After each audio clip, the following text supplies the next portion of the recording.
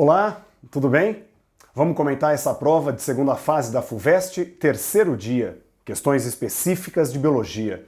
6 questões discursivas que devem ter exigido, claro, como de costume, uma boa capacidade na elaboração das respostas. E algumas delas, particularmente, bastante trabalhosas, de ter que explicar bastante coisa de forma textual.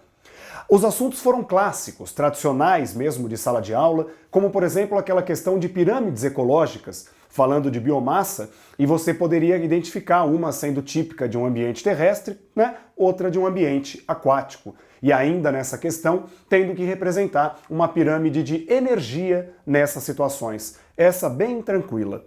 Uma questão de botânica, falando da adaptação e evolução dos vegetais, alguns mais contextualizados em ambientes úmidos, talvez um musgo, outros mais de ambiente seco, ensolarado, mas aí vegetais já portadores de um sistema eficiente de condução, de seiva, também com uma capacidade transpiratória associada maior. Tivemos uma questão que falava sobre insetos, comparando um gafanhoto com uma lagarta, perguntava o tipo de metamorfose. A do gafanhoto é uma metamorfose hemimetábola, incompleta, a lagarta é completa, é holometábola, e perguntava o estágio representado por cada um deles. O gafanhoto, na fase alada, para provocar aquela infestação terrível, é um animal adulto, já o último estágio dessa sequência. A lagarta, claro, o estágio larval de um inseto. Tivemos uma questão também muito famosa, muito bonita, muito comentada, sobre a evolução do coração dos vertebrados. Então, você, aluno, tinha que identificar nas diferentes figuras qual era o coração de um peixe, qual era de um anfíbio, de um réptil não crocodiliano e o coração, na verdade o primeiro mostrado, tetracavitário, que é o coração de uma ave, de um mamífero. Além de identificar os grupos desses corações desenhados, no item B, bastante complicadinho, você deveria ter dito qual é o fluxo de sangue dentro das câmaras cardíacas em cada caso. E ainda dizer se havia a mistura de sangue arterial com sangue venoso, mas aí a própria anatomia dos corações sugeria se essa mistura acontecia ou não.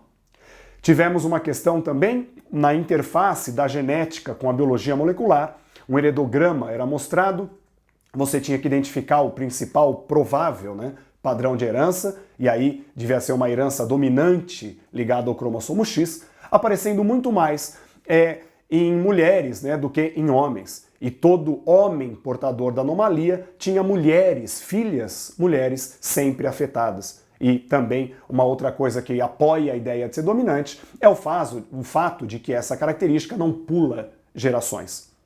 O item B que perguntava, ele dava os códons do RNA e perguntava o que pode ter acontecido no DNA, no gene, para que houvesse a alteração do aminoácido que ele sugeria. E aí era a alteração de uma base nitrogenada.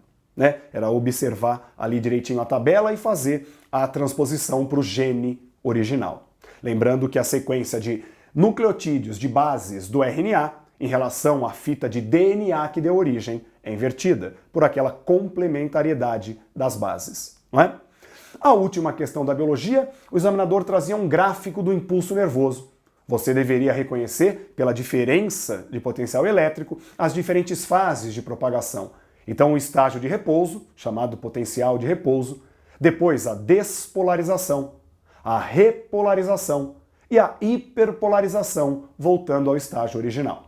No item B, o examinador queria saber o que a destruição da mielina afeta na condução do impulso.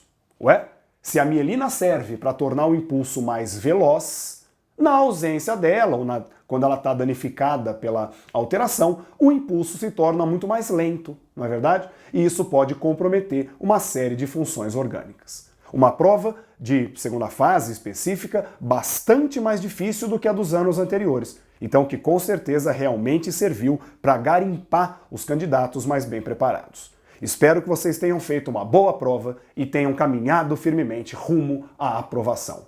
Boa sorte e até a próxima. Valeu!